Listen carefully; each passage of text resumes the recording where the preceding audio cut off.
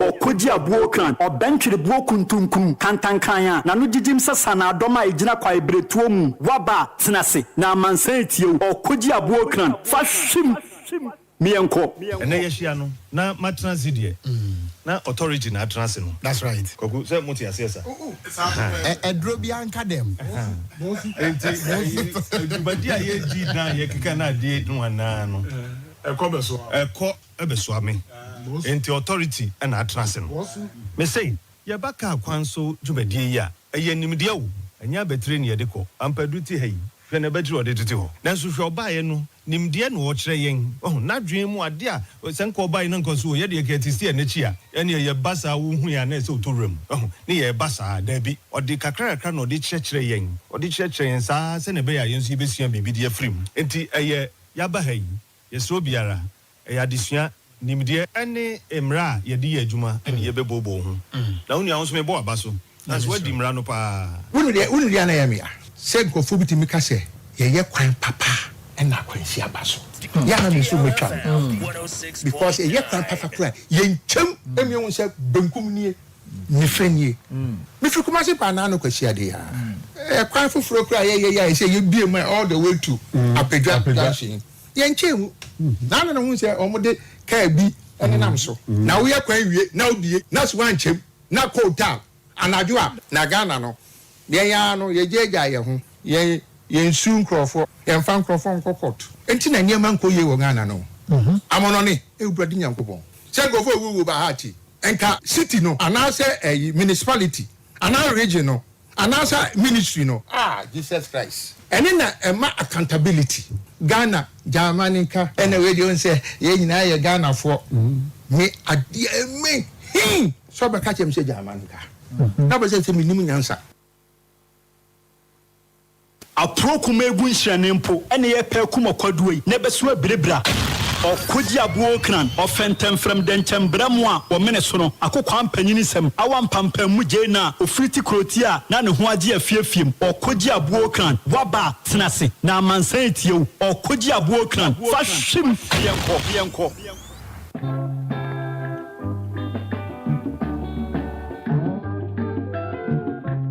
woso yanum dia woso wo mo dayaya yanum kuram enso ma jem Okogyeabour Ocran ensem no kane nyina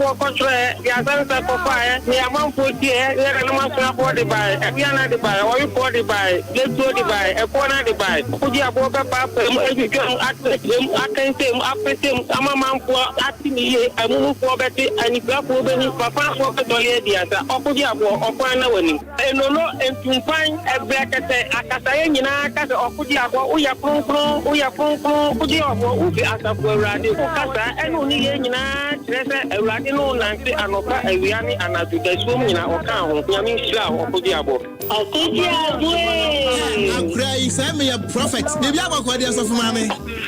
Young granny mammy. You come out and say, you may Okogyeabour manage your power, come on, my Ghana. My Ghana, because you see a Ghana, and you got the right to so back for Benedict. What the army Rolling in from Russia, and right here, we've been pushed off the bar. 106.9. On the yeah, that could be what now what they do. My boy, Jim Prama, and you want to do him a walk. What now one of them would die, I say. Now I tell them. One of babies were friend of mine. Would you want to who's such a bad and a crime right? Yeah. Steve Jenny.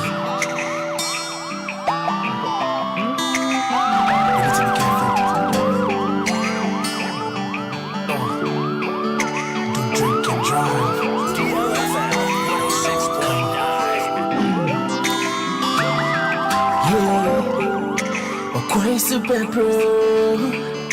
Yamin flying koju. The pay a hole on the road accident. Pierre. General Pengu. See the pay a bit to me a grabber. And then we are so Yamakana for you now. Hayamamu Kwaba. And then we will trade young point and group of Kwabe will make Sufro and then Kwesiada. Oh my God, we are betting your boy. Mamma Hamamuna Kwaba is a special good afternoon. Another beautiful Sunday is here. And then we are Makana for you now. Kwaba, Momo Biamania said Kwanso is live once again. A brass association Kunyani Yina Yankwa, every one some ever come question. And then we are Saudi Arabia and Tiabako, Nwasaba be draws from Jemua, a bit me a boy yepa.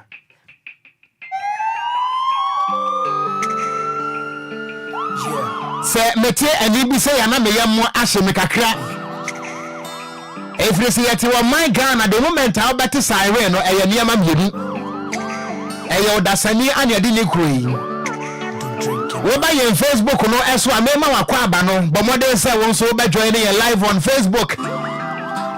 DLFM 106.9 and every Yamin fire koju. The pay a hole on the road accident Pierre. And there a drone boss made that also do see fish champagne near drone and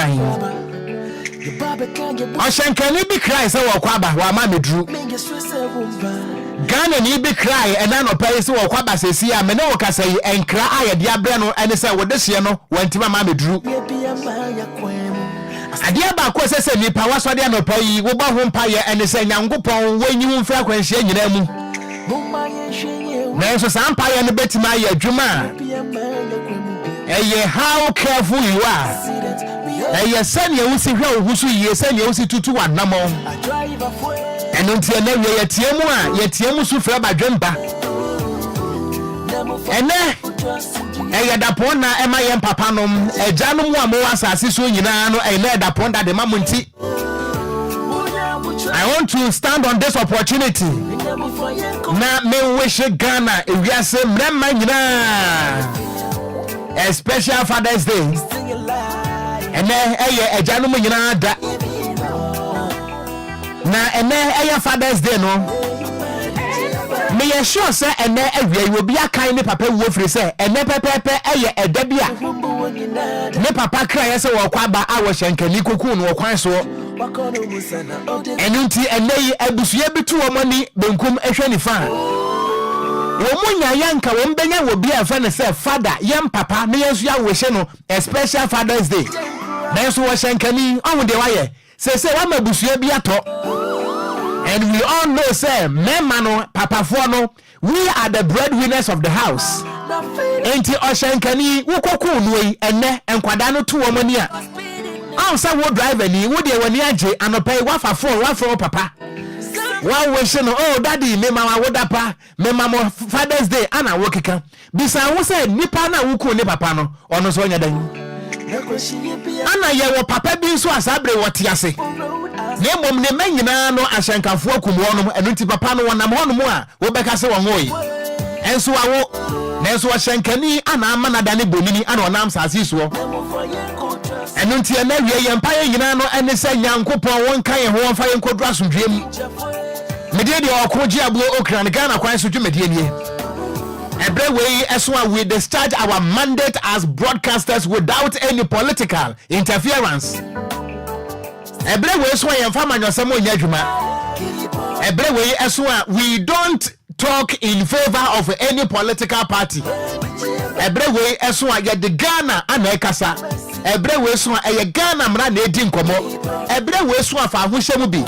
Emfa ho ne amanyuko a wodom. Every way so a jitu mu say road accident no enkum NDC for nko ha.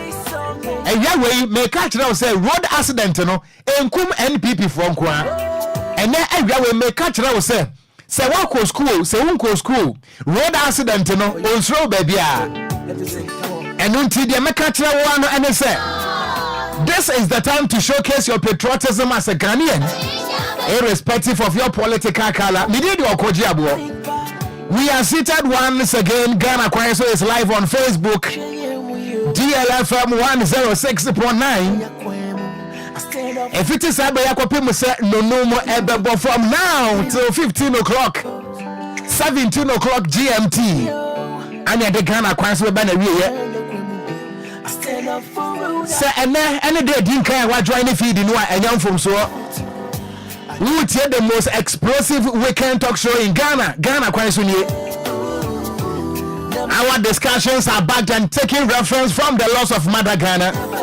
And until the Ghana Mrano Ekasa, we are not afraid of anybody. Name of Saudo Mushemua, a betimia boa, ubetimia jewunkwa, Nababa unkwanso ho buying everywhere and Canadian some.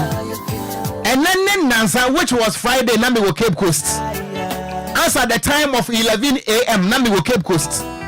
Me bedroom cry 30 minutes to cry my if you cry me me de me free Cape Coast and aba bedroom studio ha me pa cha oba ye Facebook no so a video no ya de kire uni nyina no aye niam ahodo a me huriye e wo Facebook me pa cha oba ye Facebook no so a video ya wo hwe se wo hwe eye se trailer wo se flat body no a etwa mu no a enra as at the time of 9 p.m. and you mna nonkono na migina Pedu Junction.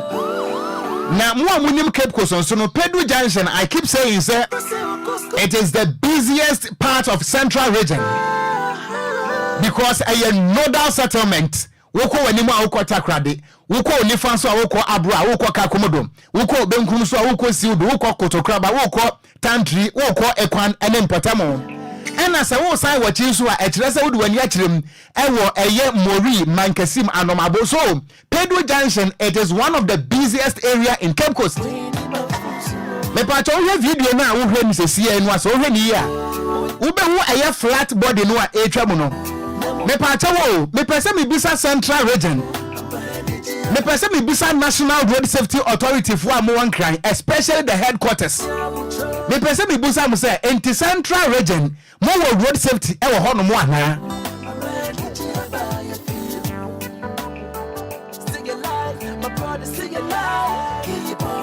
yenti a me bisa say enti ye wo road safety e wo Central Region no and me kirem na me wo evidence.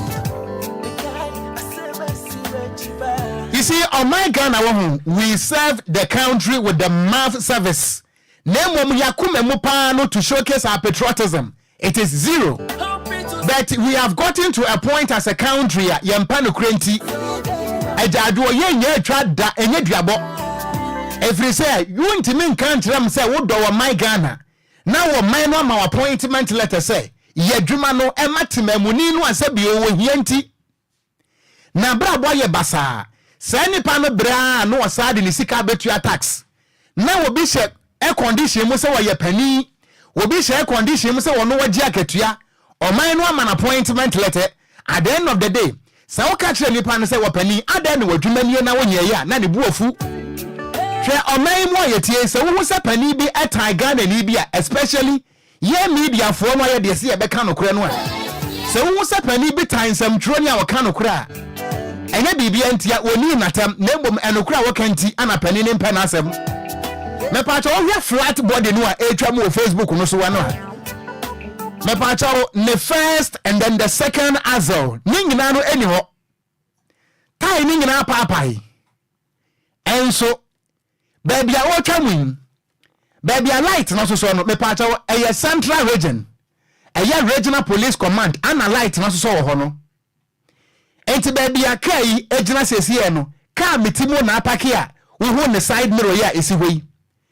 Enti ka no a etwa mo no me pa cho won twam wafuom kwanso wo twam e wo Central Regional Police Depot enimu pe Pedro Junction traffic light na se pe but mama musa ye engineer don't yewra wo ko Cape Coast wa cha na yewra se wo ko Cape Coast a cha dia mesre wada me kai wo na me ma evidence afi mame from Pedro Junction to Elmina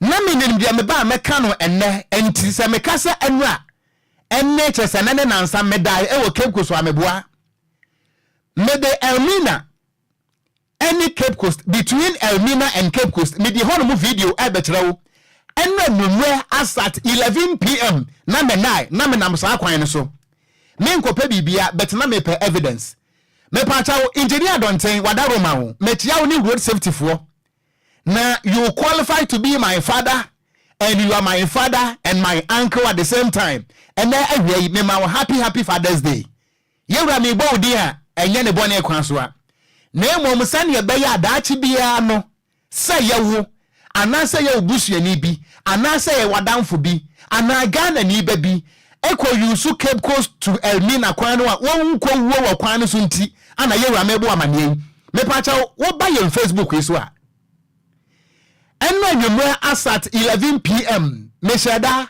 metina ka mu eko Elmina ana me selfie Elmina ebedru Cape Coast me pacha in between this stretch not even a single street light is working. Not even a single street light is working.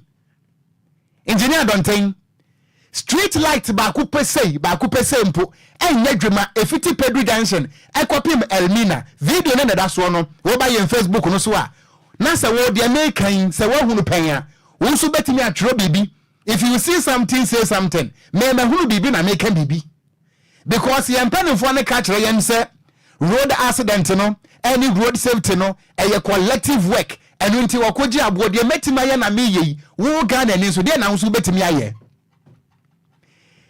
me pacha wo kenkan Ghana ye mra no a me Okogyeabour mi ni asem ana menye MP da na mom the year 2012 ana ye pass mra ya ekita me ye friend the LI 2180.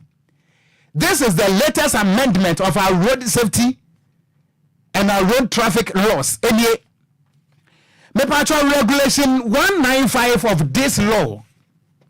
And when they define the work of the urban roads, it defined the work of the feeder roads.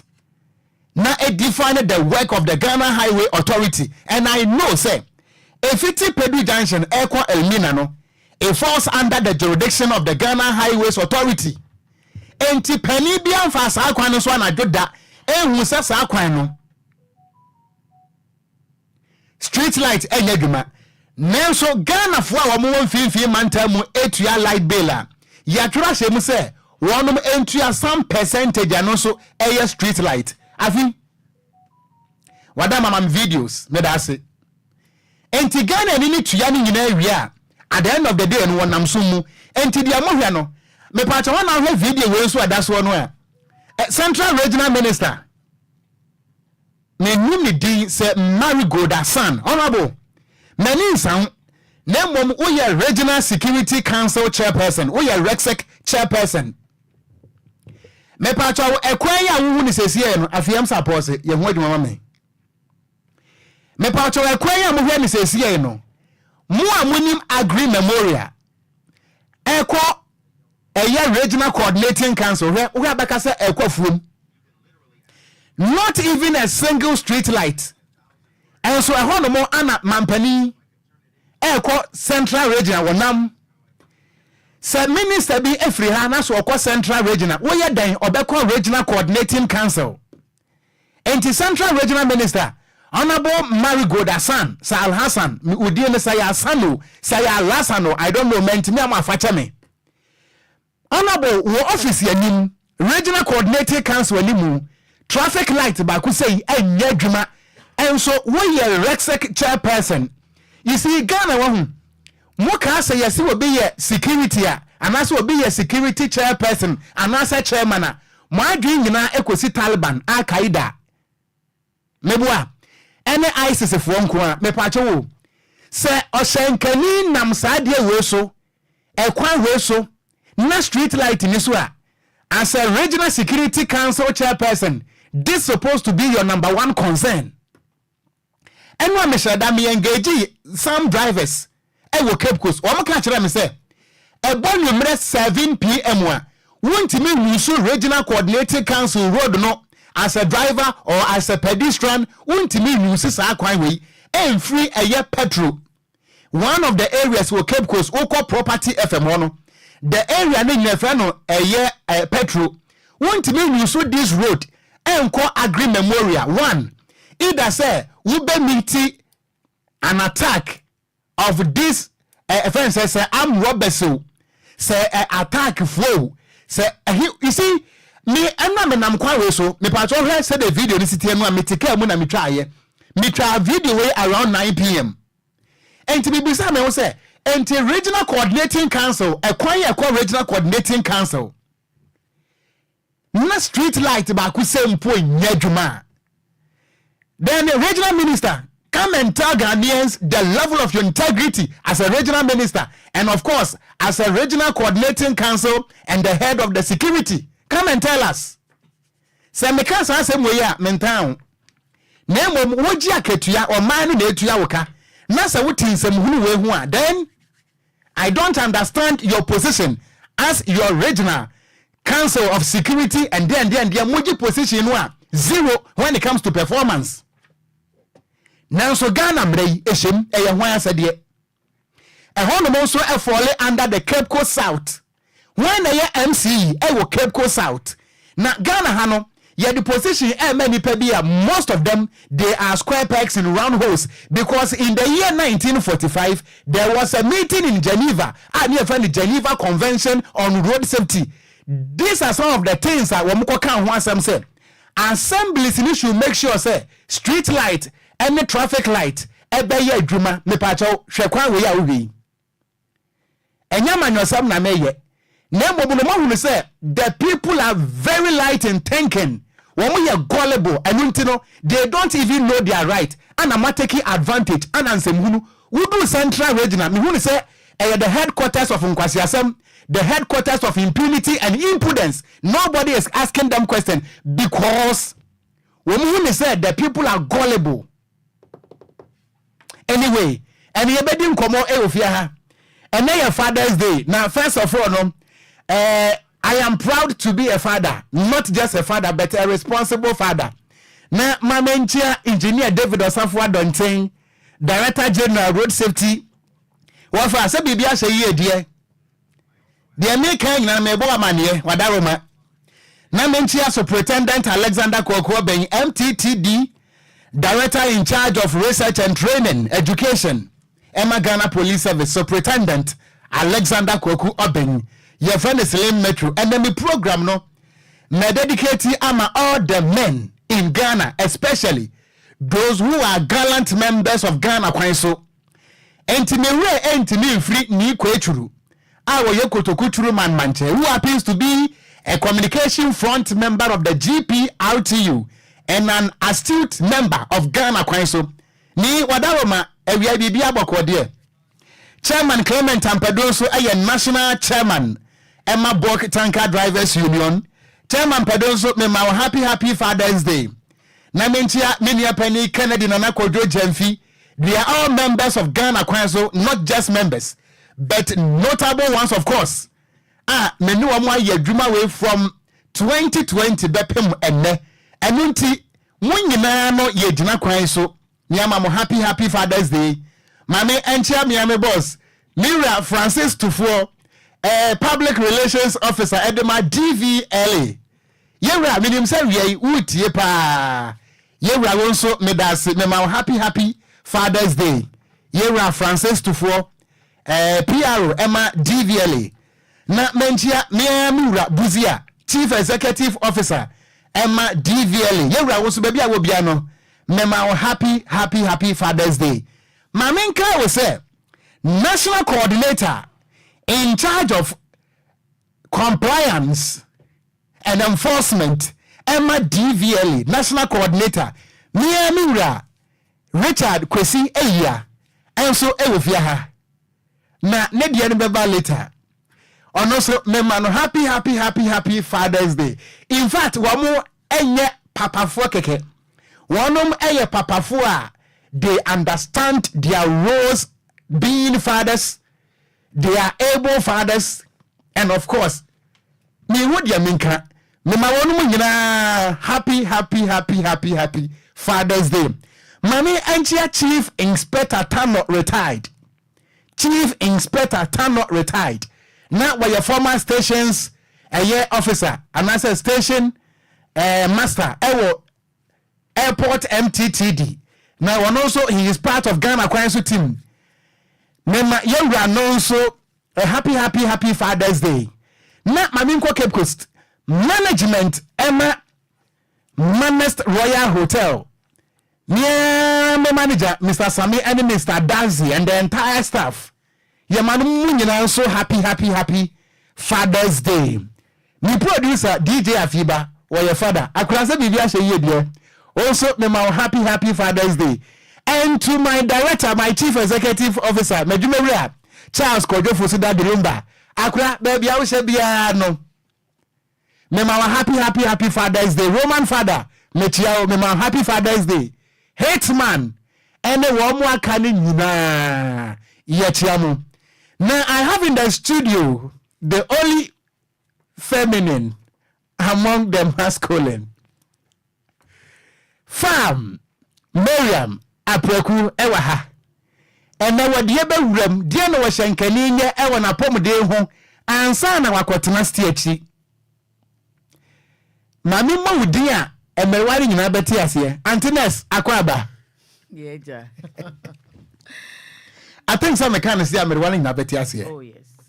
That's right. When you're bank one hour health in the before. Oh, yeah, Antines. I see a dream. Will be a say, ye DJs. To Unya Chair will be a DJ. I am not born, Mamma, and I'm seeing a DJ. I see.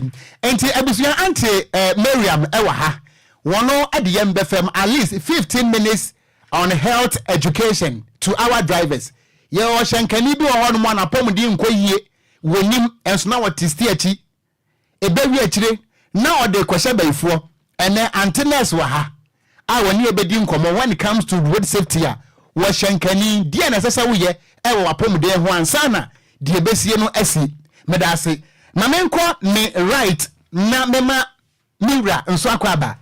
Why a national coordinator in charge of compliance and enforcement, Emma DVLE, from headquarters and Wadru Hey, was Okogyeabour Ocran. Nasa Ghana Kwanso is penetrating all aspects of human life. I can't sit down. Mira Richard Kwesi a year. And so Atnase, Yera asum drink count. So. Yera, if you're boko dear. Namiadum, fear boko. Ye de Namiase. Ye Mwakwa so said, ne yetu and suffer one waba. Yo, Madame Asibre. Na mema happy Father's Day so. Happy returns to you. Me pato Ghana ni awutie me wo, especially drivers no.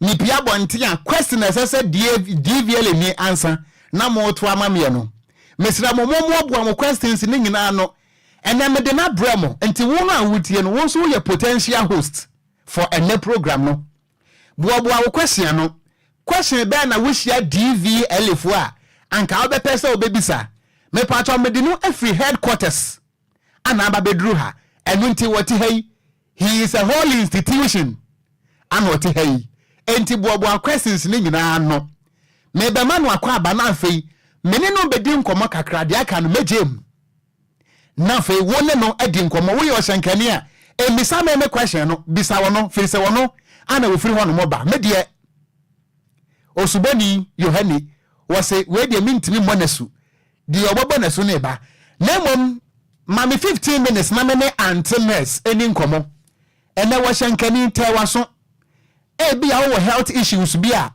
betimi cause accident ene nyasan kire ntimi emwa enti mewo farm Miriam Apreku from Dragnet what na say antenas akwa babiem ye nua yeja ene Father's Day dey. That's right and nekra the from grandpa kra mejiso antenas last week in yesiai Emma will be a niema kakra bi ani so Emma ya hyenkafo no eti and then I'm sure see a bit dealing in specifics when they be specifics kakra. Okay dear na ene oshankani a artiste achi a wotie Ghana Kwanso awie no one fan kwa dwendwem when it comes to nipa health as a driver Inti ene no ene me so me fa akwanya iso achia wetie fo nyina. Okay. Na ene so ye Father's Day ni de me san we all fathers and potential fathers. That's right. Happy Father's Day. Na adeɛ baako a ɛha mema ɛwɔ kuro yi mu. And I say yɛbɛ kind of kuro so a most road users walk kuro yi mu ɛyɛ mema. Okay. Na adeɛ baako a yɛni nkɔ ho as a mema ɛyɛ mental health. Nti ɛnɛ no na yɛpɛ sɛ yɛka ho asɛm. Okay. Nti ɛnɛ yɛhyia mu ɛno na yɛpɛ sɛ yɛpɛnsɛm mu. Even over Ghana has mental health issues no. Ɛni nkɔ ho.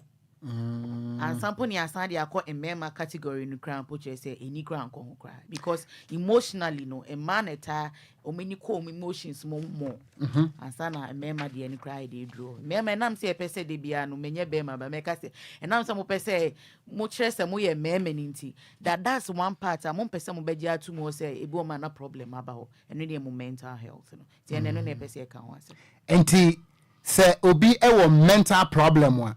It was so road safety so but who can mental problem no obi adwene be cause sebi obi enam baby no kasa e ho na adwene be cause first as say boda ya adwene kosi bodam for sebi one aspect a little aspect of mental health abodam for no cry na the little one just a small aspect of it now there is a wide array of the issues fire room simedunum Auntie, you can mental health, and only you can say emotional well-being. Emotional, no, how senia we need ye esifa, senia wa real ho esifa, senia sania money na ultimate balancing our brabumu. Say name to me kobati say de biano, bibiki to be an asha also na re ho ababe da also. Mean emotional well-being, psychological, no see senia wa been in a sisi sufa. Adi we SME ni say. Adeɛ we enko say mama ntutu ni say that means say wadwini timi 10 saa ne ma ne yie wo wadwini mu na bibi esipia that means psychologically no well-being ni ejini na ya ka social well-being ye how a utimi ni afoforo kra timi edi nkita ho edifa we obi a umben nipa bebre eye usu ana say wo de ne ye level bi afi de cause problems ma wo ene afofra no mu ye adwuma ne ade ti se saa ne ma we nyina sisisu ya ye ka say you are in good mental shape or your mental health in ede sisisu ye na say we baby say de na be mu say wo mental health no enko ye ene ma bebre obo mo a enna kra wo ntimi nna bi eno wo ho obo mo nso a ebufu etimi be hye no ontimi handle nebufu anger management issues obu omo krampa unhu pese o ka ho asem na wa twe ne ho wo be kana na ise ne ho tete no on pese obi akra be ben no ye frɛ ne irritability eno wo ho na mood changes 1 minute ni paneni age 1 minute ni buofu 1 minute ni raho ena oba physical aspects ni bi ebi ti say energy levels onhu de waye oba story anopa no wa bre e wo mse nyina ye adwumaden but sa wo da wi a e wo se wo body ni sanki kan sisusu yi oba story no na wo fresh energy but bo ma every day wa bre oba story wa bre ewia wa bre anopa wa bre throughout the day eno no wo ho ti sometimes why dwene nko so say wo mental health no e suffer e wo baby enti ya ma ne so eni ma bobo so we nyina no wo ha okọ hospital no okaka che doctor sebi oyare a unim say ade obebo so ani say doctor me hu se me hu ye me ya mabre obeka say me appetite ko form doctor me ntimi na but sa other aspect it say doctor me hu se nanse no makoma eba ntem me bufu ntem omboso da won't ka say nanse cry said obi ahoye mehi omboso but these are all mental health issues because ye who say a mema usually they don't like talking about that now unya decide we so ben ma no wa dismissing it fast because ben maybe a person or accept say otimi handle the emotions sana dey bia ye ka say handle your emotions into no ho so realize say usually some for us have problems we are now they want start up per help the honor na alcohol ni bem no and near more start health issues. They have suicidal thoughts. You can't suicidal thoughts. I feel they are in the craft no person better. Now imagine say, we take trot room. Not drive a year, we see trot room. We are saying no. Now we are sure say, so you over taking micro bedroom whom you know. We are sure say we who say obi crash ne bufu. Ewo Kwanso a ebi mu si free car mu kokon. A tambi be free omoka mukoko on fa ho ne de beto no because at that particular moment no near me or the nebu for free baby or the stress free baby the person is not stable mentally Emma station master who said na akoye oba station ni ntokwa no wako the whole day enye say no tie ne masesa enso ni amana lodi no nam Kwanso ti sa ne me nyina ye nyina ye bi di fifie e bi di wo station esi e ma ye ni ko ho as drivers ena sa ne me so am kan wi why a doctor do betu edro so sa no yin so nyina wo fa insusan so obeba enso ye de be kwa akotena kemu e bo ma simple cold medicine uti ye wo ya onwini mu so na doctor de edro na ma wo fire weni so be chi hu sa untimi na doctor ama wedro obo ma wo be fa na adwo na ode ada ba wo be story no na ebi wo weni so especially omo mo story ahomachi di omu tehwimu no enso sa ne menyi na ya adwene nkoso e wo say yes an kwotena car nim e wo say yes an see road ni so nye kobo ye bra and we neglect this part of our lives sa apart na we ya bra bo mu no ye ni free ye ho te say enhaye but na high sometimes they also hear your mental health so because so we need perfect mental health you have no business so better not see psychologically say nipa na sound more never it's one ankasa na we use road no e say utimi access am I right to sit at the wheel but then again say nipa na ankasa na access ne ho no o need that capacity because at that moment no baby atochima why na betimi asonimu why na betimi holding it back and also a problem because a fraction of the accident that happened because something has happened mentally obi a mistake baby and it's not accident is it we shouldn't undermine the case of mental health on our roads.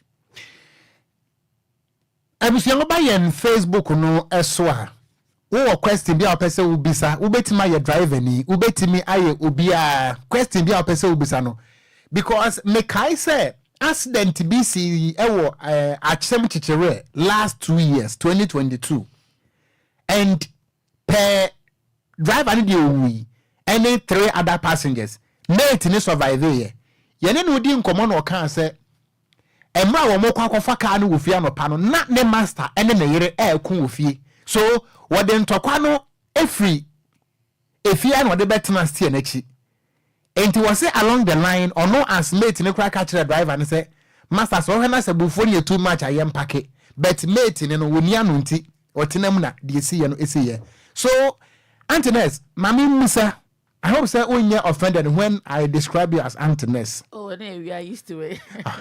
So I'm afraid, baby, auntie. Because say be ya me wan be hu say nipa na Antiness. So much as in a way no so bi kra no accumulate abufu na obi di abufu hye mu a at that time no mentally onye stable so ni kwan so what na stay achi. Debbie, you calm down, you pack and you calm down. And so the issue awareness near person the bani say accept say there is a part of who body na your mental health no I say won so accept say it me touch ma na yenye so about it senior I mean who send your mokano send you obi wo yare you victimizing you don't be victimized accept say we so e system ni mu a so wan hwe ni ya in we ni beba ho so na na ma bebra say ubuafo a calm down and nothing I make us say nyina ye wasudie wo ho unhu say uni obi dili na issue bi aba draw attention so won't mean draw attention na report it so woni obi nam enti most of the time na me last week near account was them say even our doctors no how are they handling these issues obi edda a draw so or psychotic issue and you're well controlled but idea bi enam say victimization woman into no o siesie ni ho kakra de call in hospital obekọ enye well controlled we anu akotena ne kem no ko ondru level bi kra doctor be clear ni say you can now drive but doctor no hye ni ho ori enipa no onim ekwan kra ofa so be run the consulting room ori ewadi wakoji na edro wakotena ne kem moko we don't know what happens behind because there is never a connectivity between our prescribers and our doctors no any regulatory bodies in impo okay because obo ma nya de a oka so no ansa fa ne license into a or the better order because e bia nu no odidi hu wan kwa ankwara nnidi yes obo mo so a eno no de koba so onye drive commercial driver kra eno na de koba de ni bibia enti on fani pemu njai sa de ne into hoda unless someone forces them to do it e hono na disconnect ne wono enti ye mpanyifo no eno kwan be no mo fa so omo control Okogyeabour Ocran a doctor who ye freshly diagnosed now who was psychological issue and a psychotic issue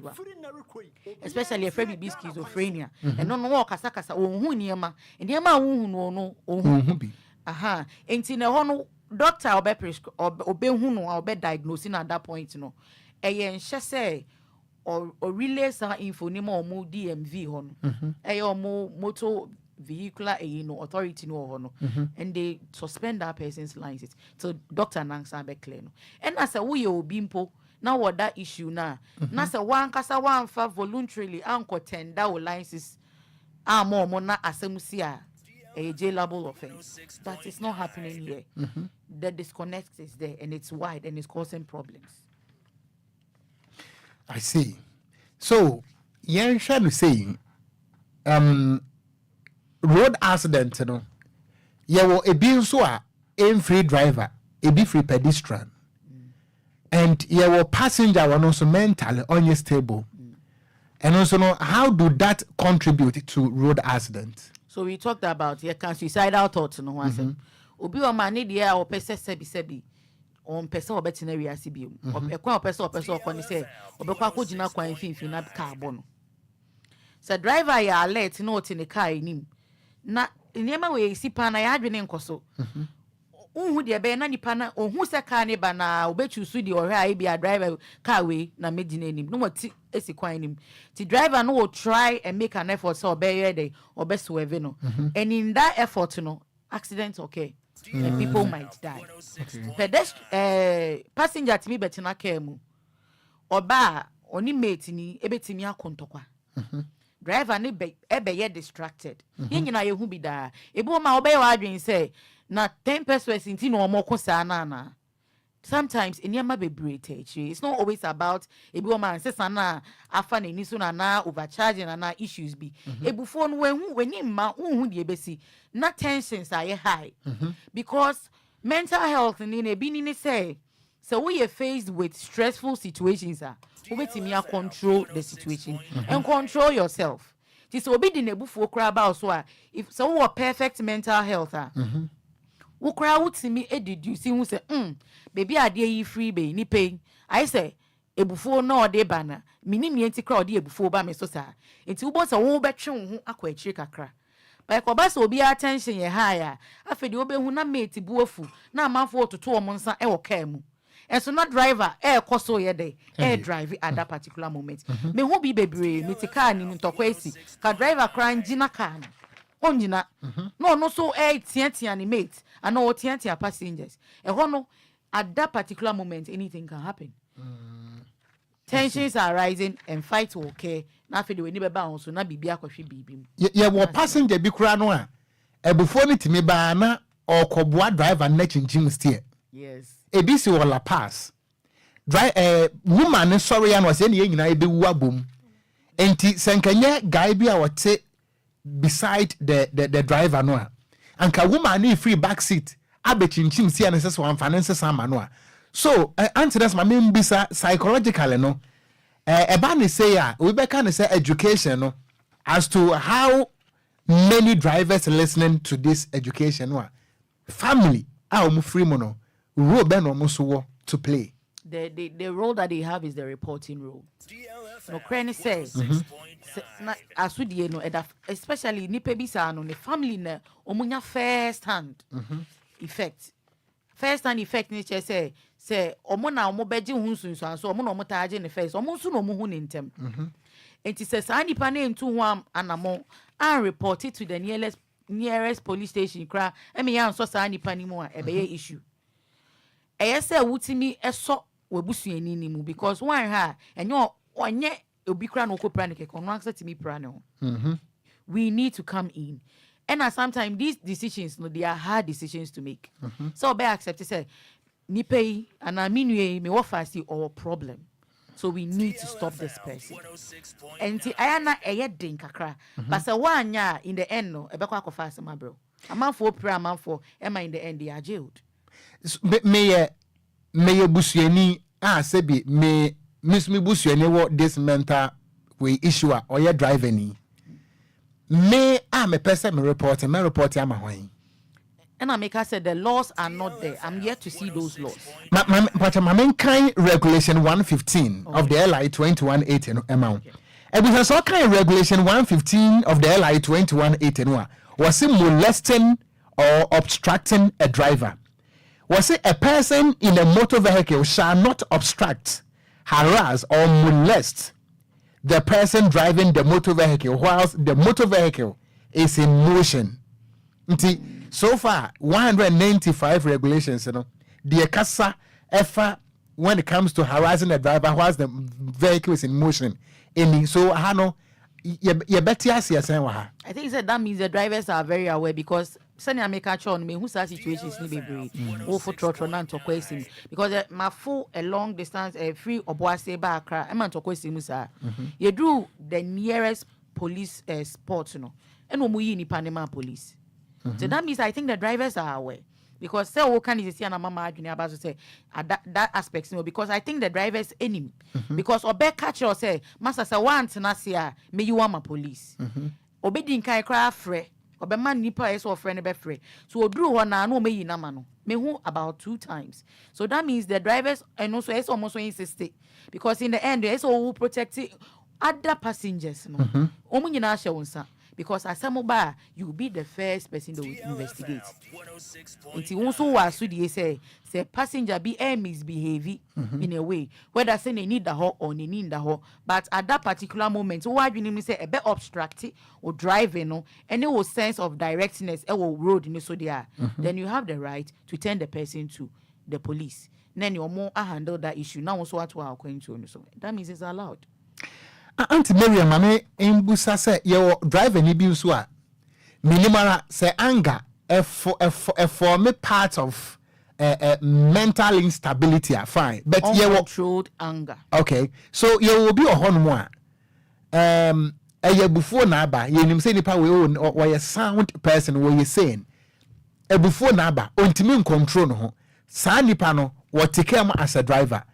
You will be so or take care as a passenger, and as you said, obi so a pedestrian nebufu until obi a bufo timba nan to kwakra no mko omonfa ho se car eba omde ntokwan betiasi ekwem. So at this point self control nipa no beden nti star issues nyina I think the nipa asudie ni dan so pan driver no waka passenger ne ho asem passenger no most of the time no liability ne mba omo so kese to say in the end the way I beba driver ni so obi gina ho kwan nchen no obi ku no mu ti kwan mu a obi betimi agina no akwakotwe omo na obi bebobo omo no omeyi omo free kwan ni asodie dodo na our drivers ni so and we are drivers for sure most the drivers need to protect themselves enti we are driver na wa wunim say wo kokko a I say it okwa roche every bibi anger management classes obi timi wo make sa mistakes see wama na ebufu akosho we ko pro obi you be ordered to have a whole classes on anger management. So one pass here now you're driver you are not going to be giving your license again a mandatory opa men ko class no the class is no kwa ni ebetro ni so wa no obi say ya because ebufu ni de obi be sha oda entwemu da ubenya no baby a obekobia there is a probability so obi be sha obufu enti afei de wo be hu triggers ne say so obi e disrespect wa e ma obufu ba obi hwe wo ewe bi e ma obufu ba obi kra timi ka certain words bi ma o trigger obufu wo classes now be kon trail say sane ma na ba how are you going to handle it the classes is not going to target omo de be ya no it's going to target you. And it's a momo want take responsibility and say oh me bufu this is how I'm going to handle it why in the end be kwa kopa say mama ni hweniema e se we bufu and learn how to handle it but no cranny say oba a society mu a maintain wo baby as a Ghana how your anger management classes will baby this say bia wo ko hu psychiatrist and now ko hu psychologist no the wafa through that process no and these things facilities are not readily available to the average person on the road so facilities can church anger management classes unya ni easy e wa bonten so just say woni mo obi maintain say Ghana ha obi akoko ntokwa bi ami aka say you are ordered to go for these anger management classes, mandatory. And yes, sir, obekwa kodem. Abroche sir. Obo mo anko classes in the cry. It's me fine. I am fine umpo. And on the usually a jail terms. And no who ne crab to me ama kwako siki psychological help. We don't have it here. My last question, me de Emma na maswish to Mira Richard and say, were institutions and when it comes to managing road accident and road safety advocacy, women they deal direct with the drivers, DVLA, road safety, and even the transport operators.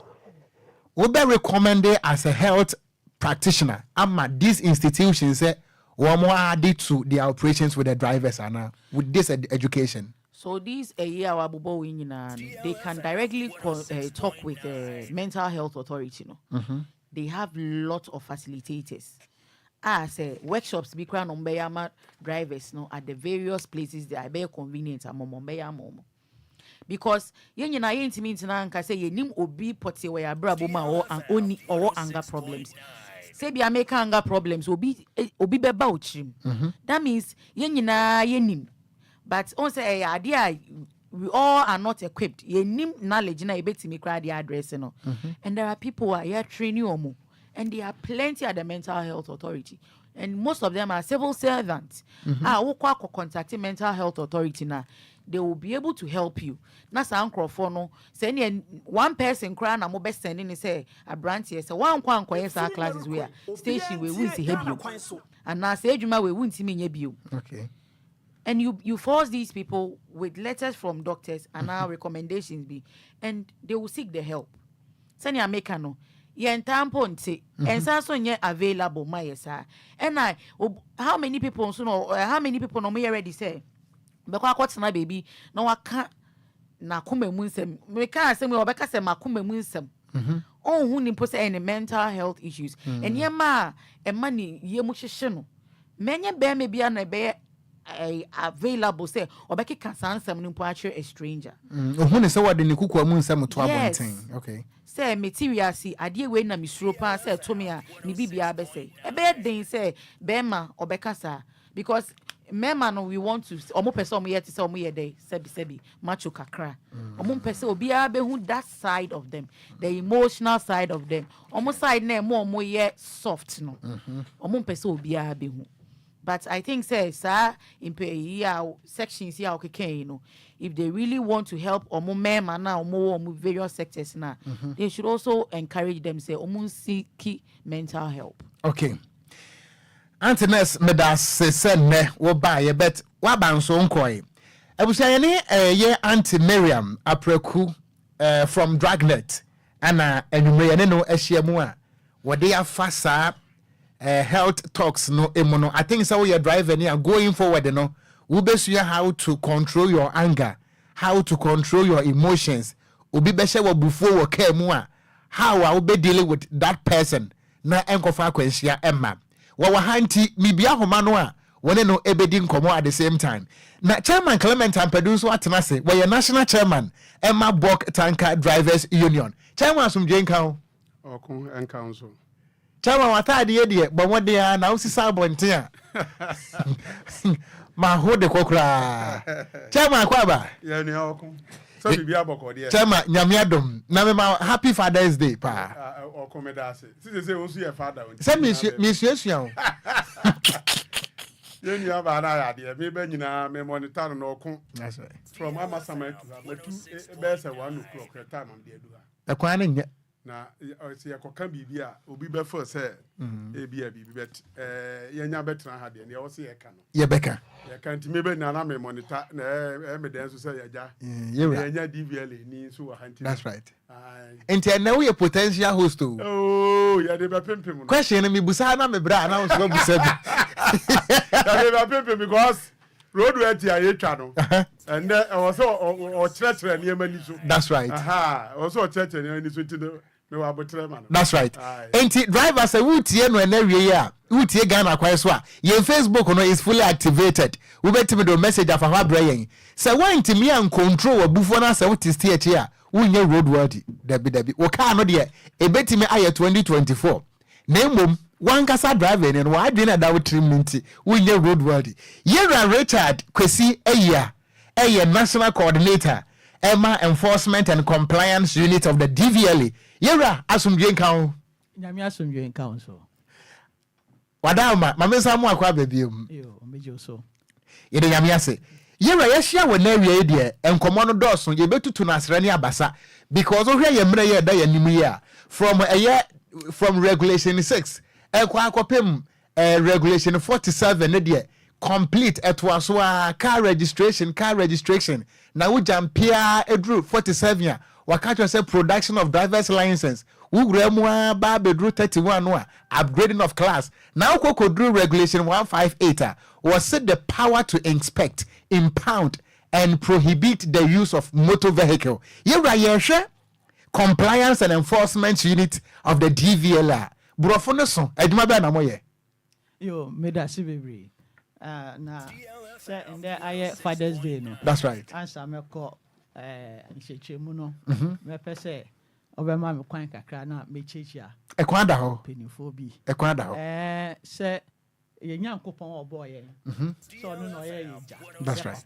That's right. Ti ye de asida no emano. That's right. Edi kan ye de mano kese pa and that Father's Day no so edu Sunday edi ni Sunday no ye de asida no be manyame kese pa ehia ye. Yes, it's answer on any ye ja kese. That's right. And if you ho no mo a me ye adwuma o DVL ya me won penifo. That's right. And to be chief executive DLFM say adwuma kwesi bizia ono so me the Father's Day emano pa and na management nia eja form wo mu nia me momo Father's Day na afin so se oba ma sorry a Faith Community Baptist Church and be me wo mu nia men fellowship me the ehia kese ma omo ene ya sofo mpenifo ya senior pastor Reverend Joseph Udro 106.9 ehia no afin so oba abusuam a embema ewo abusuam ni me de ma omo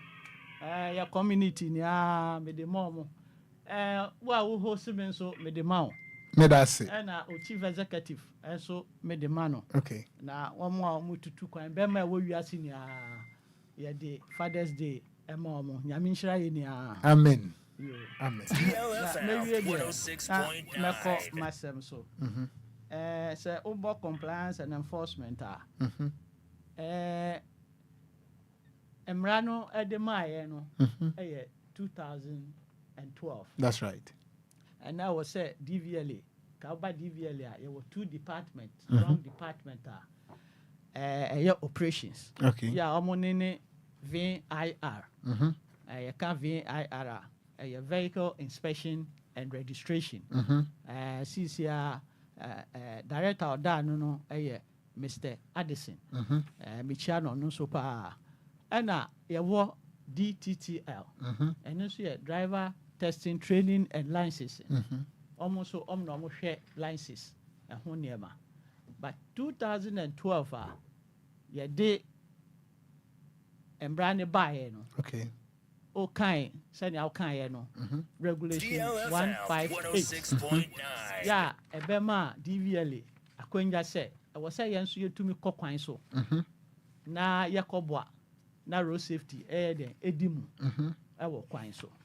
Enti since then no empenifo etras ya na 2007 and na omo beti ko bi a friend no compliance and enforcement ewo DVLA. Okay. DLFM Duma omo de share sa compliance and enforcement inside say. Sa kwan no so be jojo. Okay. There. DVLA ya mandate ni ana ya ho de ekuta ya de amaye ni say. Ya be make sure say cars apapa abo kwan so. Okay. Ena omo di mu ya omo ko entitiem ya mo driver license e fi DVLA enso wo kwan so. Na wo hwa sa mienu we ebomu a ebe ma kwan no so ayede aye jojo. Na DVLA yentumi yentrase.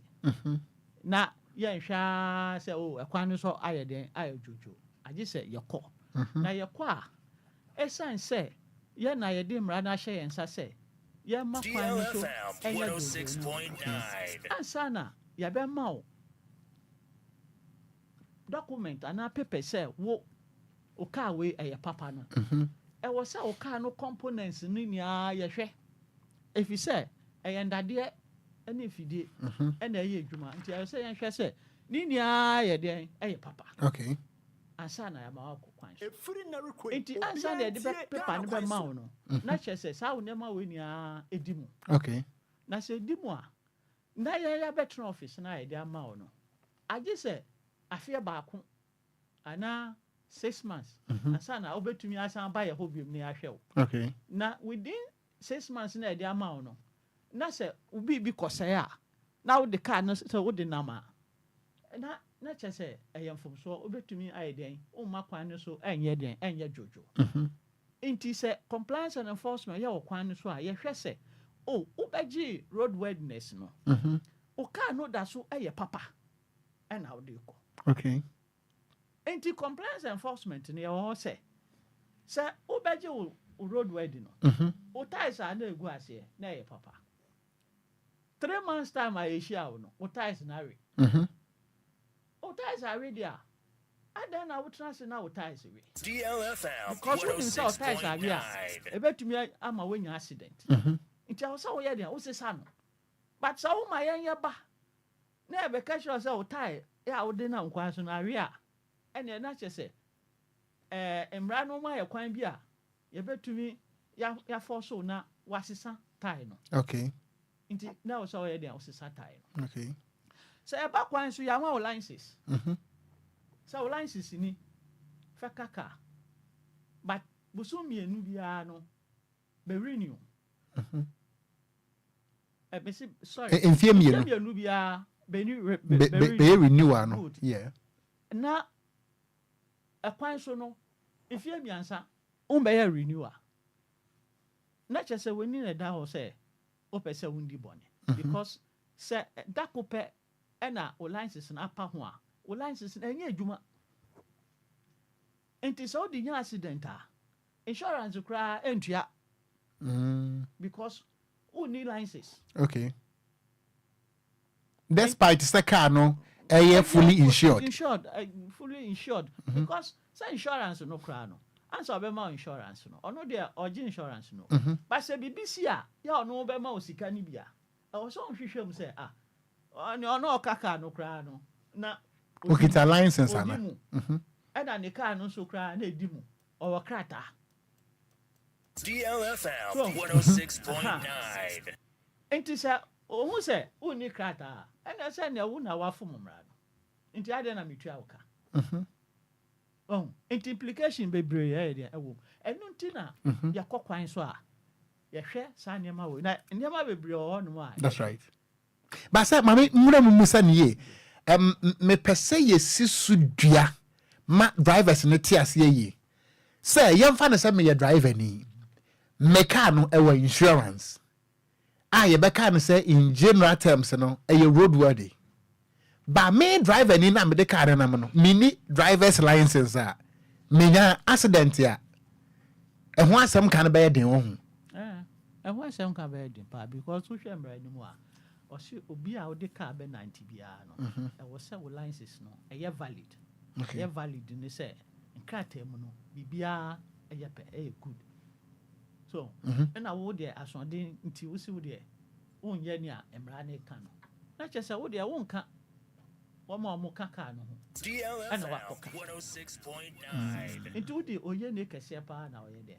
odi aba say mama musa o kasa no kan say compliance and enforcement unit your department no esasa mo hwe say car no papa me pese me bisa in your definition say car ben ye beka say car we de car papa now as we speak as a country no ye was a car sa papa no nko na wo kwan so ana ye were rickety or defective cars wo kwan so and what should be done to those cars nti say na me kan no okay cars component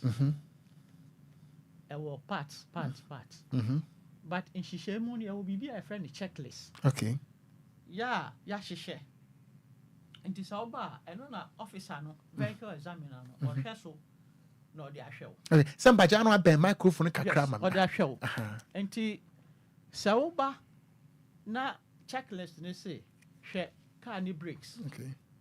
DLFM hwɛ ne tires 106.9. hwɛ ne suspension hwɛ ne efiri na steering, rekoi obia ntie Ghana hwɛ Kwanso ne exhaust wahu hwɛ ne wiper hwɛ ne glasses no koraa sɛ tinted wɔ mu a adeɛ a ɛma ne hu adeɛ yie na obi nso ɛnyɛ dɛ Enhu ni ye.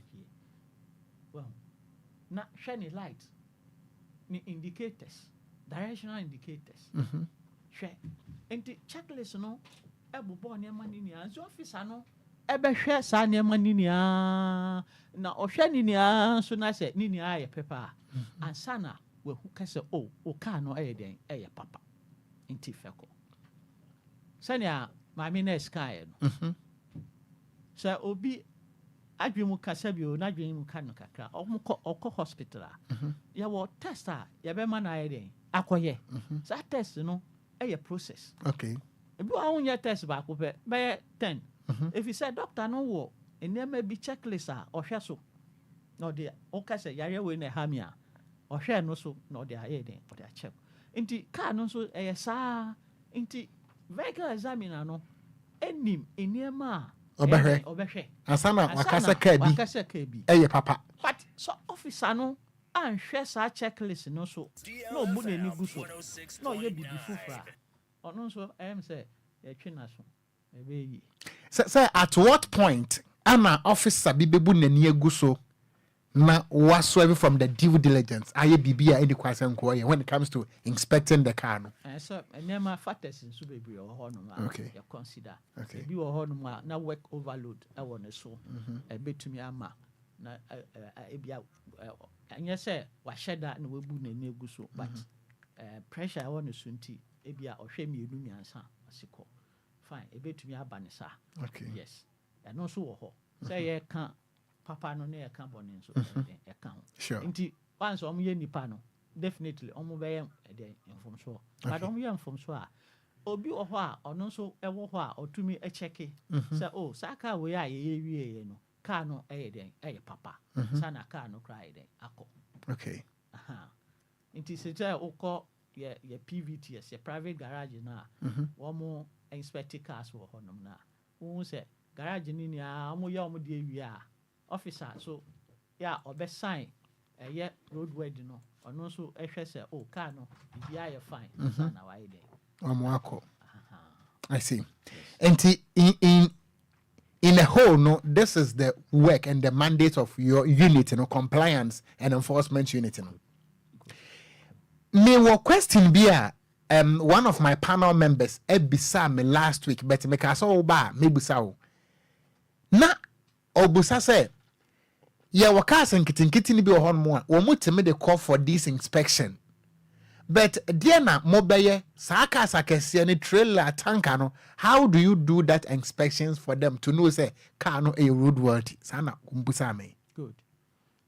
Sir, roadworthy no oba kro akasiemu like Tema, Accra, Weja, Takrade, Kumasi, kro akasi na. Okay. Yeah, DVLA. Yeah, roadworthy no ɛwɔ yɛ office BM. Yɛde saa roadworthy inspection no ahyɛ private for nsa.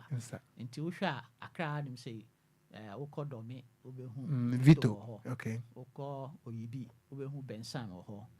Wokɔ Tema Committee 25 wobɛhu UCL. Ɛdedam bebree. Nti wɔn ɛna wɔn de machines ɛyɛ inspection no. Okay. Now we share your inspection there were 2 inspections. Okay.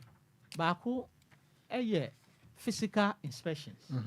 And a baako regulatory inspections. Now physical inspections no and no machines and ye de hwɛ sa inspections. A fiscal inspection. That is good. Okay. And no braking system. Nti wohwɛ a wokɔ private garage na ɔmo wɔ baabi wɔ hɔ nom a wode car no akusi so a na o car no tire no ɛtwa no ho na biribi wɔ hɔ rollers wɔ hɔ a ɛnam so saa na akyɛke sɛ wo brakes no ɛyɛ adwuma ɛyɛ adwuma machine a ɛbɛka sɛ ɛyɛ adwuma pass no ɛnyɛ adwuma nso a wafeli no ɛna afi nso o suspension ɛno nso machine wɔ hɔ yɛ a yɛde hwɛ mpatwa wɔka suspension a ɛno yɛ deɛ ya ɛmeka suspension a ɛyɛ spring no adeɛ no a ayɛ te sɛ coil no spring no dadeɛ no ɛhyɛ mu no yɛfrɛ no suspension damper okay ana ebi mu frɛ no shock absorber okay ɛno na me kora menim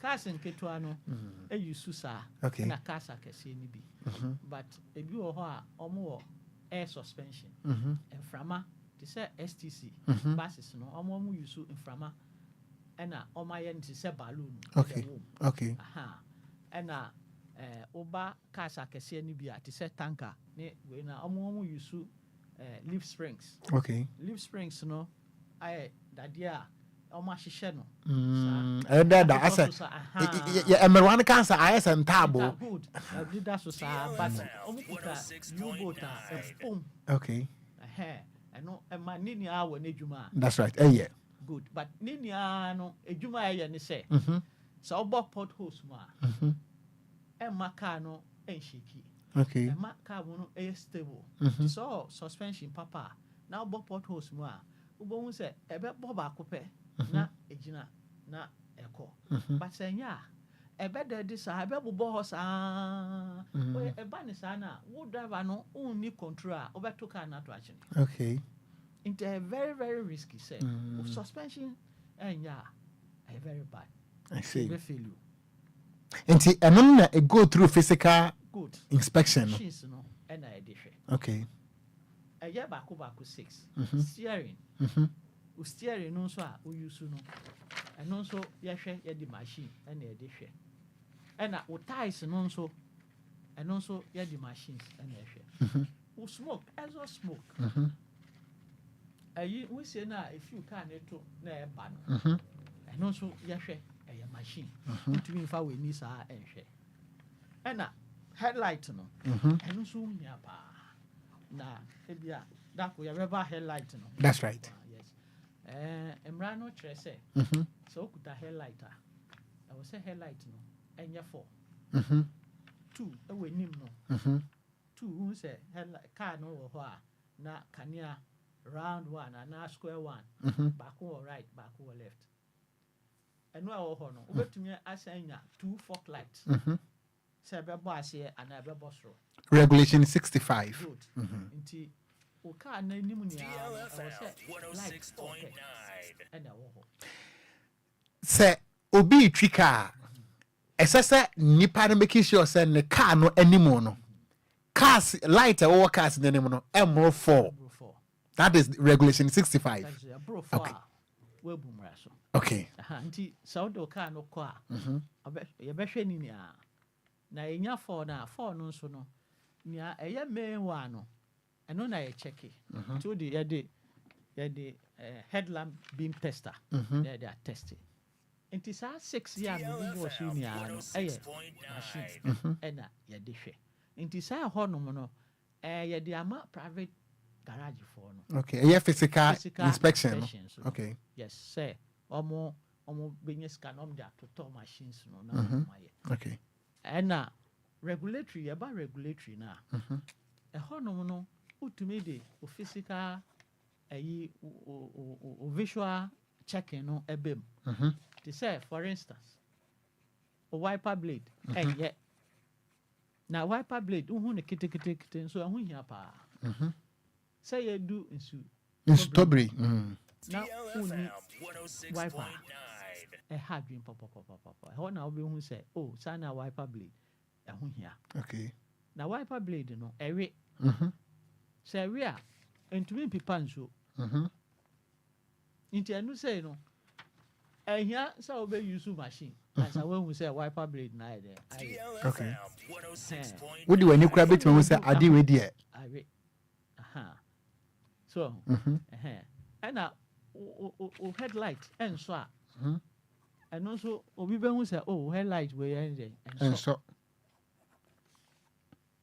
nti enema no bia obetumi di weni ahwe ena esan ye regulatory say abana na ahihye say we de yenhwe because enu so betumi aye den ahadwen e de akwanhia ba good enti yahwe enti ukọ saa ho na saa inspection mienu ni abebo ma ene na maka no ye den edimu okay na yakese o car we de road ready na but cars akese no yes omunia se na mabobo su ya machines wo ho a omukọ a ye den ya dehwe na say saa cars akese no ya was bigger spaces na it be containing those cars no yes we share a private garage na sector ma ECL say American say our very huge place by miansa kra tanker cars etumi eden evrim na omo ekoye omo inspection okokuma so sa nti baby a tanker cars no edoso ho sa no DVL sha omo kete say omo nya cars akese no so bi enka wo nanka cars akese no enu DVL nko ana ka behwe but yenya machines no okay so say private for no betumi aya say na be reduce accident e wo kwan so nti omo betumi aya den aye yeah omo guso a omo ye I see ebusiama menkai we say ye ne Yera Richard Kwesi Eyia a wono na ye national coordinator in charge of compliance and enforcement Emma DVLA ana ene yetu na say every headquarters I no ehia I think say nkyerɛkyerɛ no mi sua bi and I think say won so sua bi bet mo ahyenkafo no mo na mo ye industry players de kyerɛ wadwen no me paacho ebe no so mema akwan no wabisa bi ana question bi wo wutire mu nya yanka mebisa se bi mitine nya warehouse mintim misa ne nyina enti ye koye nim no mebo moden a se metimi aye de metumi time no so awon so bebem na so bisa wo de na mo obi won so woni adaje a wo de betwan afre se wo pese wo leave message anasa wo question no a e wo ba yen Facebook no so a ye stream live DLFM 106.9 na also de aba metimi abusa on your behalf na fe ye di nkomo no se ma yembra de wo bobo so ma ye physical inspection no ma yem pick one na fe ye ni hu nkomo kakra ebia next time besa pick one na fe ye kwa ma yen hwa light no ho asem no regulation 65 and the kasa efa light say ye wo cars pi a enam kwan so a said ye emre e prescribe 4 light e wani mu no what mishia cars nibi light ye wani mu no wo kan ya edoso pa to the extent say e bi kura so da pampem a regulation 65 no kura so say wontimi position light beyond the base of your windscreen better ne cars no apampem nyina DVL for mo be dealing with this problem ne saying yo me da se bebre road safety no eso nya nipa ba ko ana organization ba ko adwuma tumi aye okay into hwa mre bi ba ye national road safety organize DVLA and national road safety and police MTTD okay ana ye call Kwanso the regions and ye hu say o kania no abrope ye be yiyi ninia but no ye task force but task force the onim say some period na ma ba together na ma ye but your compliance and enforcement ye wo kwan so de bia no ye nya wo kwan so a obe yiyi sa enema ninia CCR no ye nya compliance and enforcement with the whole country ye 34 stations ninia with compliance and enforcement DLFM 106.9 enti ye hu a ye be yi ene records ye wo data e wo ho no a from 2021 metumi abobo so say last 2 weeks no ye bobo bi eso e mam sure ye wo bebre ho a ye betumi e bi amam say time wo mu a ye bobo so okay mema obobo so amayen after this question nafi wa bo no so amayen but vehicle ne lighting system no ye wo de oman no age atum say ye nyusu e wo ye mamu and ye wo de ye nyi ntumu ana because aya na ye tete in the form of rumor ɛna yɛ nananom wɔ asɛm bi sɛ akokɔ bi deɛ ni mu adekyeɛ but wɔtie firi wɔ ni ano nti waba ha yi wɔ ni deɛ maybe sɛ firi hɔ yɛwɔ light ɛsɛ sɛ cars ni bi use ɛwɔ Ghana ana yɛwɔ deɛ ne kwan sɛ use wɔ Ghana ana in fact light na kwesi bro ni yɛ no ɛnyɛ biara na yɛde hyɛ car deɛ because of dazzling on say light bi wɔ hɔ no ɛtɔ wɔ ni a so bi ba na ɛtɔ ne ni a ɛma na enimu yɛ tum rather yɛ betumi ayɛ den akɔso accident okay oh this time to say mo blue light here wɔ hɔ no ubon car na ne headlight ɛyɛ blue say blue headlight light na kasa bulb na ehye mu no oh na ni nia no na DLFM 106.9 drivers omo be attest to the fact say na DVLA o buy a hɔ no mo a ya ye kuta headline beam tester no na ye de hwɛ na wo light no and focus here private people wɔ hɔ no mo a because DVLA law no imra no mandate say yen hwehwɛ bob emma na yen repair or fault that be na yen say ye check na ya na say wo be kɔ krom akɔ ha ho na wa kɔ hwehwɛ no private for wa oh wo light no bob na wo mu no enye ahye omo wo bob wo hɔ na omo asesa ma omo sesa ma wa say light no so ɛna wo ma yɛ papa but DLFM 106.9 what host ni no ma no ebi wɔ hɔ a ebetumi ama bob no akyea kakra te sɛ na wɔ sɛ ɔnhwɛ kwan so no na hwɛ nkyɛn nti sɛ yehu ne saa private for no wo hɔ a na ɔmo adjɔ so light no ama na yɛ good na bob no so ɛna unyusu papa na yeyi bɔne no na yɛ de papa ayɛ den ama ɛno no uka obɛbɔ no ɛyɛ private for ɛna ɔde ma ɔmo but DVLA deɛ yɛde ani sɛ yɛn check na ehia ne sɛ ɛyɛ papa ya pass o ɛnyɛ papa ya fail na ɛhɔ na yɛhwɛ sɛ yɛ fail a ɛhɔ na yɛhwɛ na private for ne ya na ɛyɛ good na machine sɛ ɛyɛ good a ne ya pass o na wokɔ okay but yɛde adwuma no ma private no ɔmo so ɔmo check a saa ɔmo adjusting no ɔmo mfa ɔmo ɛnwɔ ɔmo adwuma nti wo na wo driver no wo na ɔsɛ ɔnkɔ abɔnten na ɔnkɔ hwehwɛ obi a obetumi adjust light no ama na ɔyɛ ma wi a wasan de aba DVLA na yɛhwɛ asa na sɛ wa pass a yɛde ama nti sɛnea na nka first no yɛyɛ wɔ DVLA na sɛ company ɛbɛsan de saa deɛ no ababa sɛ ɔbɛkɔ private garage for no ɛnya nkurɔfoɔ a ɔmbɛtumi adjust light no na bob na ɛwɔ mu no nso ɛnyɛ papa a ɛhɔ na watɔ papa na ɔde ahyɛ ba sɛ wogya ne sɛ wɔno wankɔnkɔtɔ wɔ baabi di a ɛha kakra nti yɛbɛserɛ sɛ ɔmbɛsan de saa adeɛ no asaba because so drivers no ɔbɛtumi ebisa ɔmo na ɛyɛ adwuma paa sɛ yɛwɔ private cars ni bi wobɛhu akyire light no ɛsɛ sɛ nka minni car nti manhu din ne bɔ a meka ne saa na so waka ne yi ama me yɛtumi hu cars ni bi wɔ hɔ no a akyire light no sɛ ɔnsɔ yɛ a shade no ɛyɛ black ɛyɛ natural ɛyɛ normal so reflector no on say when no rubber na ɛwɔ light n'anim no the butu bulb n'anim no ɛyɛ black yes ɛyɛ black ebi wɔ hɔ no a abrɔfo na atumi yɛ ne saa DLFM 106.9 ɔba na ɔno akɔtɔ saa rubber no na ɔde ayɛ den ɔde akata ni but sɛ yɛhu saa na sɛ yɛ rubber kɛkɛ na yɛde yɛɛ a ɛtumi yi fi hɔ but kosipro ni yɛ a ayɛ a is embedded in the reflector rubber ni mu nti ɛwɔ rubber ni mu deɛ na kosipro ni no ɔyɛ a the amount of light rays I was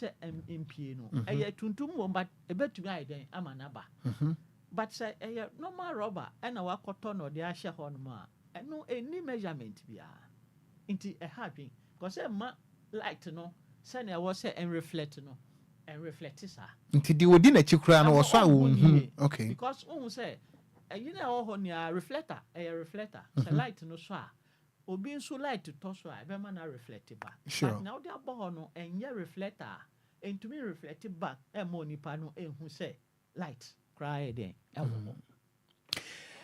Say finally yet it says from the public. Say yen V8 ye nena nam hoi kura no light no enye de Ghana ye hia eye white dodo ye to aneda wani ye be fa no say as a layman's point of view more as qualified personnel no e na mutitibi na ye sa na tie eye normal say so mu use and I say it is not accepted per our regulations baby honuma is not accepted.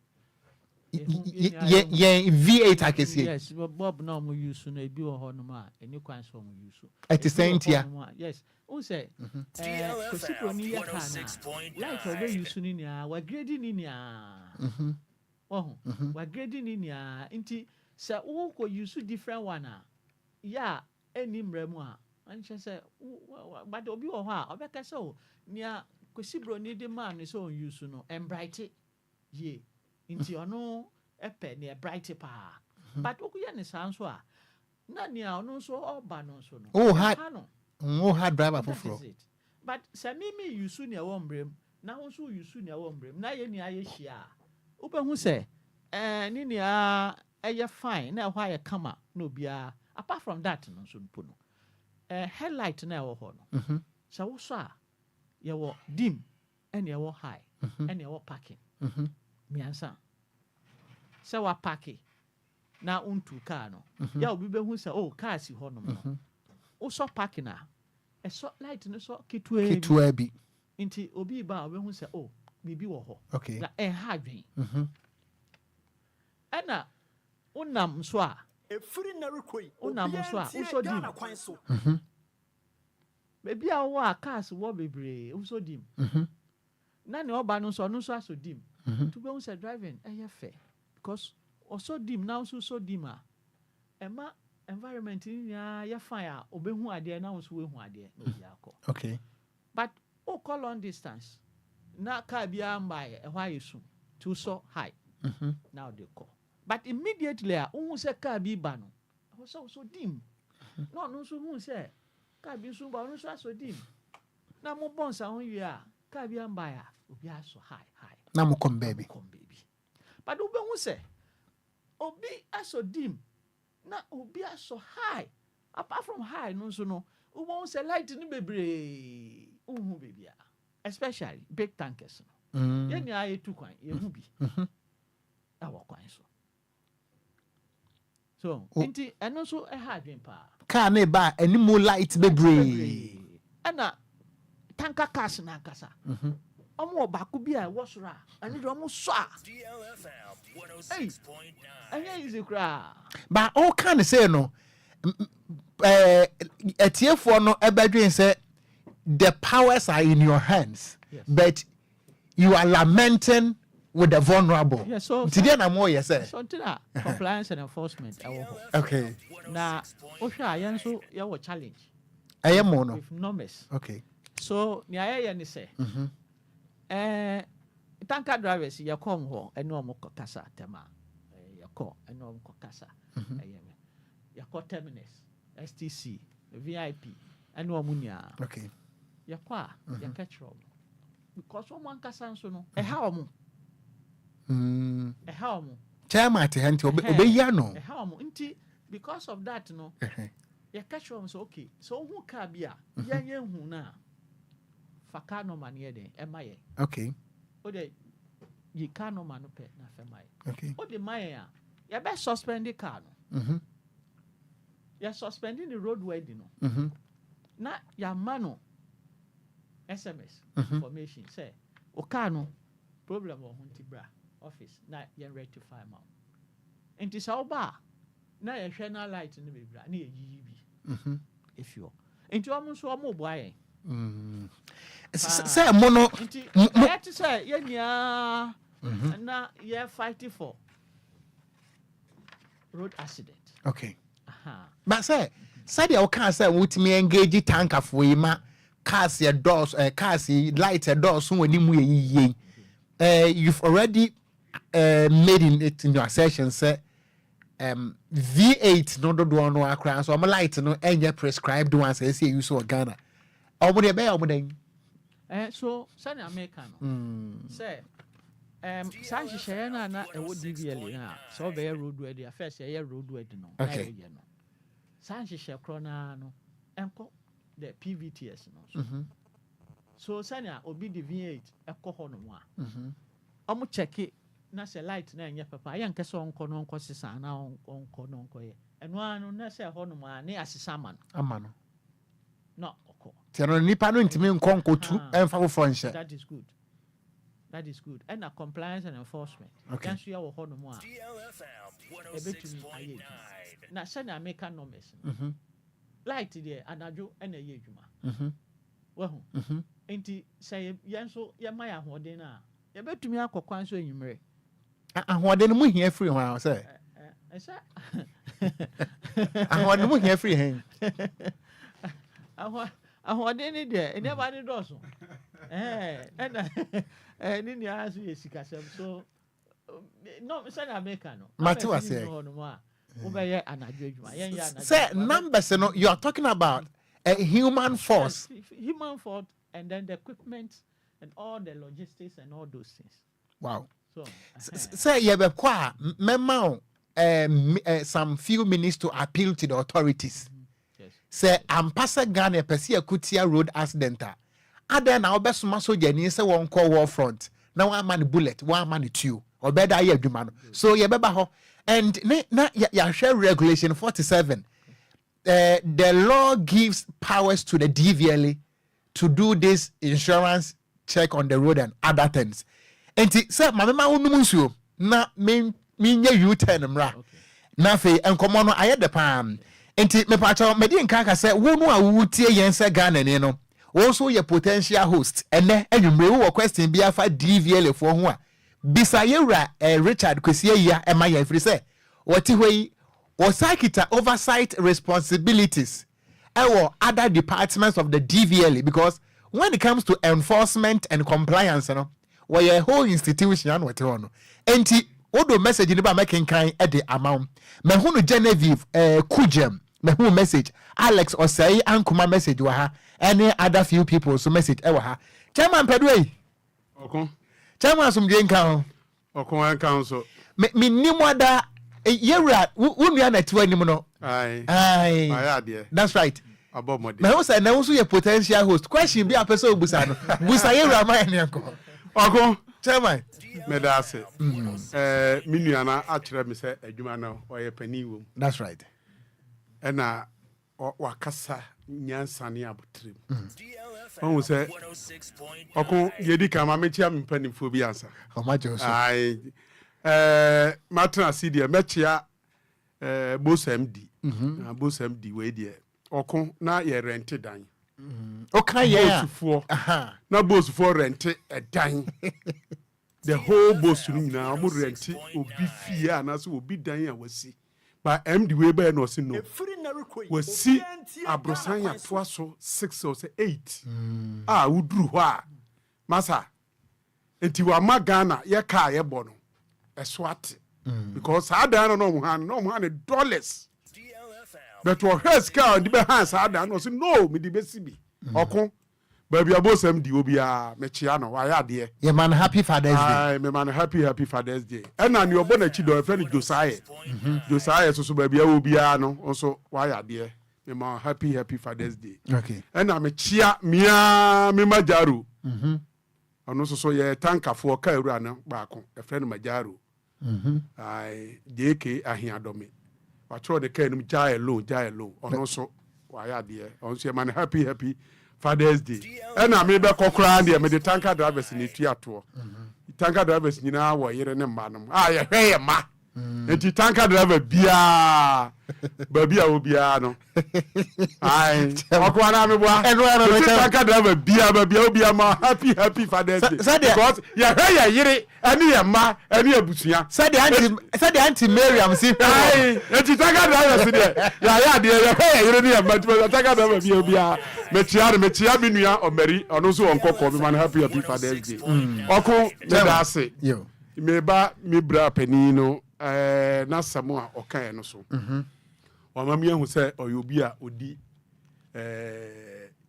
edomo animu a eye that's right ko DVR for okon me radio me ma esa sabonsam na o twese ma twese me coffee die be 5 so o fre DVR for so mo mbra na mo me kire Ghana fo bibi ase a o mo mpese omba wo okon ankasa me no mienu ya twe wo ma twe atwe enti eduru bibi a na yeso so no ya twemo no mo mba say no kura say anya no kura na yeso ni yeso yankrofo ka na wo say yeso yatugumu so that's right what you say but now ba ye nchirechire mu a wa ba chirechire wuti metia ma ye din ma hu say de o ka no sabi efa Kwanso efa enyansa wom aba wom wa hu sa o mu ba no ba chirechire ni ma bi say ya ebe ma Ghana fo ate o mase that's right but ni ma bi o na sa wo hye office Kwanso wo hye office ye nim o office wo na se ni Ghana fo so se mimisa no ne se se ya ye twa road ati ye kwan nyei enti e wo se ye twa ana se nse se ye twa question here ne dia guy enti oba air obeyi ano ama me efi se ye twa road ati se ewu sisi ya police ni bi obegina obeso from here to Amasama ya mete no obechew na me fa mayira na ebayi na we de mayira MC ya ho Honorable Simon Sachi MC ono na ye trouble MC Honorable we de no kura nyankopo anim enkrofo bi se ne omu di watem pass watia nka wakotwa kwan so masa me fa ho sisi ya kosi obi mayira masa ekwan ya nipa nam so pa yemfa ayinto politics nto nchai amna pa me se hwa me ka yi Ford 4x4 me yusu 18 me ni Land Cruiser na yusu the same time na etomre mu a wo hu say yes etomre mu a na car no body na aka form tie na aka form ama body na aka form adan e wo trouble ho na eye Honorable Moses anim atra so for 12 good years akwanya me am yakra so say ho kwan so na ko ni fie akọ MP ni fie Moses anim fie ba watu ho abetra ba bi Ghana Kwanso ana nipa na mo sa kwan we so media me kama no tum media meka because me wo homa Ghana fo that's right meka pa ti Moses anim ba bi obia o si di trase eya ni wusam MC ya ho si di trase Honorable Simon Sachi o si awose me friend na me call ho dare but masa we dia time me na me fi ho na ba because see obi na me nu me ho me num se say pa na ya e ka timi nya access me beka gisa yen enti ya ba wo se aniema bi wo ho a e wo se ye ka maka pedwa